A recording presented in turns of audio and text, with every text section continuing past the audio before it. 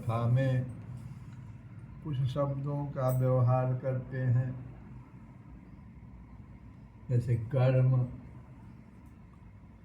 क्रिया और लीला। इन तीनों में बहुत ही समझने की चीज़ है। ये तीनों क्या चीज़ है?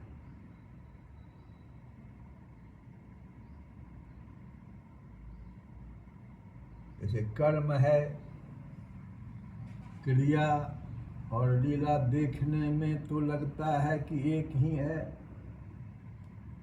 लेकिन वास्तव में इन तीनों में भिन्नता है।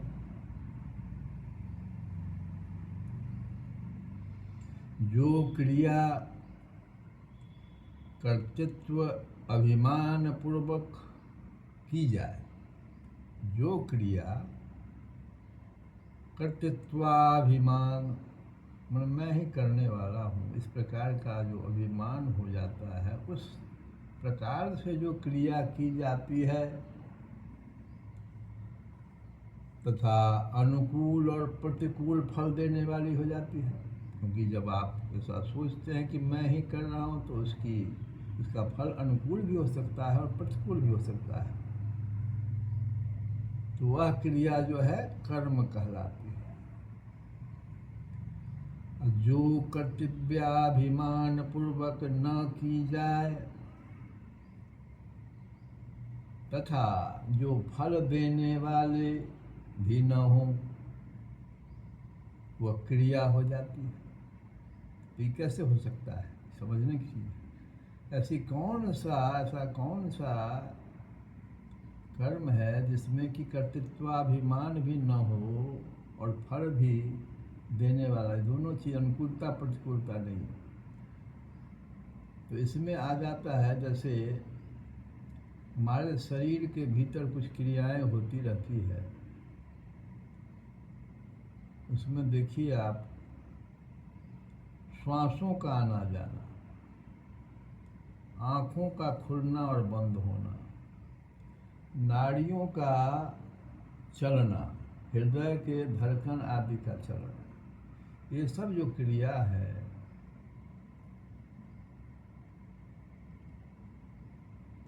उसमें कर्तृत्वाभिमान नहीं होता है।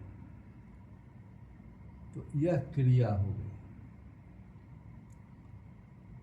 और तीसरा है लीला। ये लीला क्या है? देखो, जो क्रिया कर्तृत्वाभिमान तथा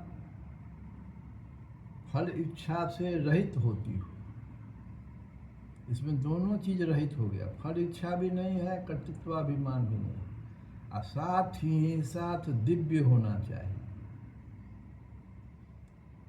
ये दिव्यता कब समझेंगे? कि दूसरे का, संसार के लोगों का उसमें हित हो जाता है।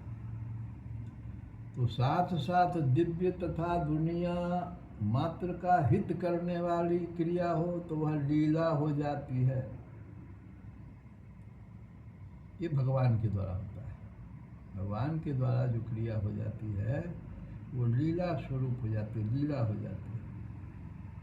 सांसारिक लोगों के द्वारा कर्म होता है, मुक्त पुरुष के द्वारा क्रिया होती है। क्रिया सिर्फ सांसों का आना जाना ही नहीं है, आँख का खुलना और बंद होना ही नहीं है। जो मुक्त पुरुष हैं इस संसार में, उनके द्वारा जो क्रिया हो जाती है वो क्रिया है।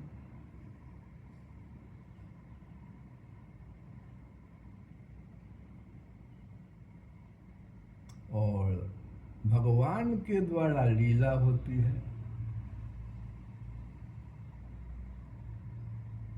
तो जैसे संसार न होते हुए भी दिखता है, ऐसे ही भगवान का सृष्टि रचना आदि कार्य केवल लीला मात्र है। भगवान कर्ता न होते हुए भी लीला से कर्ता दिखते हैं। तो ये जो कुछ तीन जो हम लोग शब्दों को सुनते हैं कथा में, कर्म, क्रिया और लीला, इसको समझे आज। कुछ और भी शब्द जो हैं कथा में आ जाते हैं। जैसे भगवान के परम भक्त अगर पूछा जाए कि पंच महाभक्त कौन कौन, तो उसमें कुछ ग्रंथों में तो आया है कि हनुमान जी, प्रहलाद, जनक जी, भीष्म पितामह और राजा बलि, ये 5 जो है भगवान के पंच महाभक्त हैं। अब कुछ में आया है कि प्रहलाद तो दोनों में आ गए, फिर नारद जी,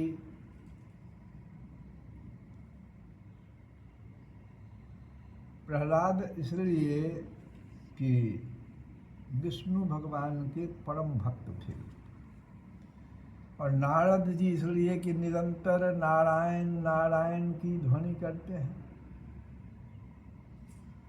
फिर पराशर जो बड़े ऋषि थे, उनको इसलिए परम भक्त में रखा गया पंच महाभक्तों में, क्योंकि उन्होंने विष्णु पुराण की रचना की। फिर पुंडरीक जो विट्ठल विट्ठल करते थे, विट्ठल के परम भक्त थे। और व्यास जी जिन्होंने भागवत पुराण की रचना की, वेदों को 4 भाग में बांटा। तो ये 5 कुछ ग्रंथों में इस तरह से भी हैं। अब दूसरा जो प्रश्न हम लोगों के मन में उठता है कि ये पंच महाभक्त तो समझे पंच परम भक्त, लेकिन पंच महाभक्ति क्या है तो भक्त समझे पंच महाभक्ति क्या है, तो जैन धर्मों में इसका बड़ा उल्लेख है। और दूसरे जगह भी उल्लेख है, जिसमें कि चैतन्य महाप्रभु का जो संप्रदाय है, गौड़ संप्रदाय कहा जाता है, तो उसमें चैतन्य महाप्रभु के संप्रदाय में गौड़ीय वैष्णव संप्रदाय को कहते हैं। ईश्वर से जुड़ने का 5 मुख्य भाव होता है, यही पंच महाभक्ति है। ईश्वर से जुड़ने के 5 महाभाव हैं। पहला है शांति भाव, दूसरा है दास्य भाव, हनुमान जी को सामने रख करके, आदर्श रख करके दास्य भाव। तीसरा है सख्य भाव, अर्जुन को सामने रख करके, जो अर्जुन का जो भाव, उस तरह से हम भगवान के साथ अगर उस भाव से भक्ति करते हैं तो ये सख्य भाव हुआ। चौथा है वात्सल्य भाव, माता यशोदा की तरह जब हमारा भाव हो जाता है। और 5वां है माधुर्य भाव, जिसमें कि गोपियाँ भी आ जाती हैं और मीराबाई भी आ जाती हैं। तो ये है गौड़ीय वैष्णव संप्रदाय के अनुसार पंच महाभक्ति, ईश्वर से जुड़ने का 5 मुख्य भाव। इसमें से आप हम जो भी भक्त अपने को कहते हों, तो इसमें हम लोग खोजें कि हम लोग किस भाव से भगवान को भज रहे हैं, शांत भाव से कि दास्य भाव से कि सख्य भाव से कि वात्सल्य भाव से कि माधुर्य भाव से। जैन परंपरा में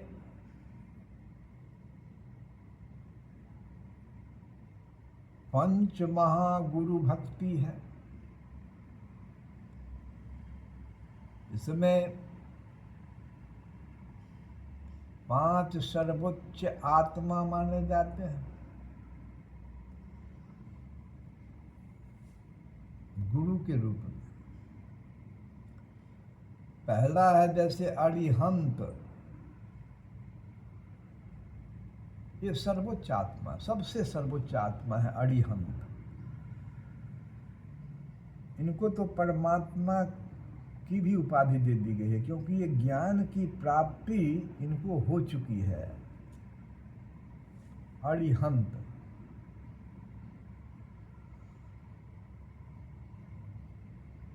दूसरा है सिद्ध।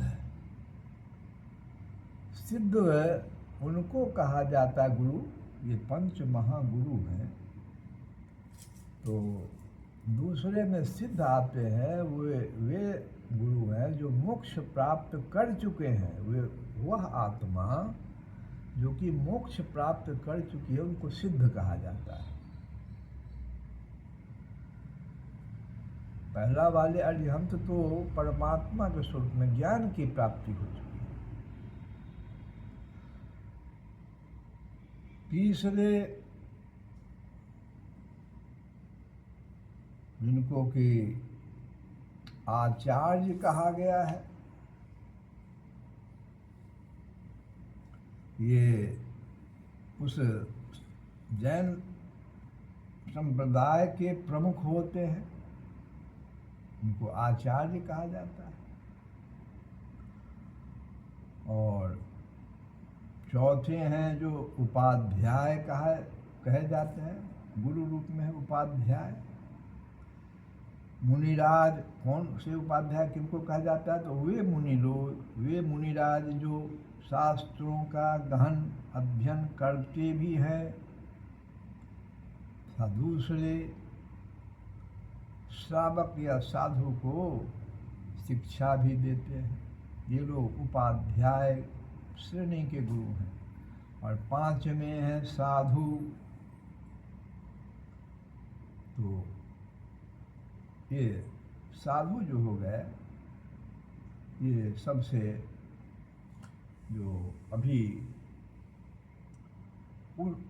निरंतर ये ऊंचे उठने की अवस्था में, अर्थात सम्यक ज्ञान, सम्यक दर्शन और सम्यक चरित्र का पालन करते हैं तथा मोक्ष के लिए हमेशा उत्तरोत्तर उस पर अपना ध्यान दिए रहते हैं, उस मार्ग पर चलते हैं, परिवार को त्याग देते हैं। तो ये साधु। तो साधु सबसे जो अभी गए हैं, फिर उपाध्याय, उनसे जो थोड़ा ऊंचे श्रेणी के हैं वो उपाध्याय, फिर उनसे भी ऊंचे श्रेणी के आचार्य जैन परंपरा में, और उनसे भी ऊंचे जो है वे सिद्ध हैं, या फिर सबसे ऊपर अरिहंत। ये पंच जो हैं महागुरु हैं।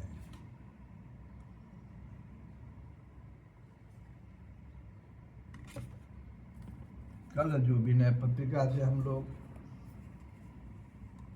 भजन गा रहे थे कि जो तुम त्यागो राम,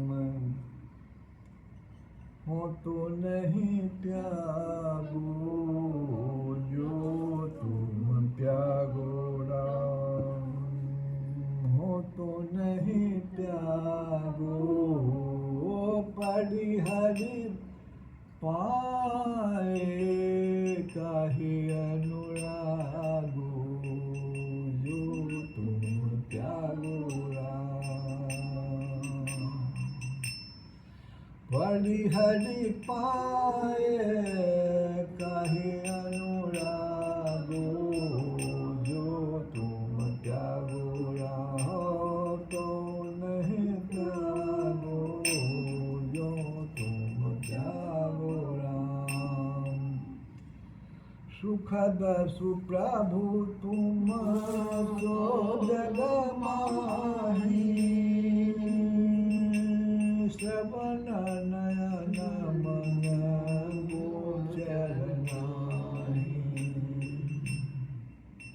हो जल जीव ईश्वर गुणा, हो जल जीव ईश्वर गुणा,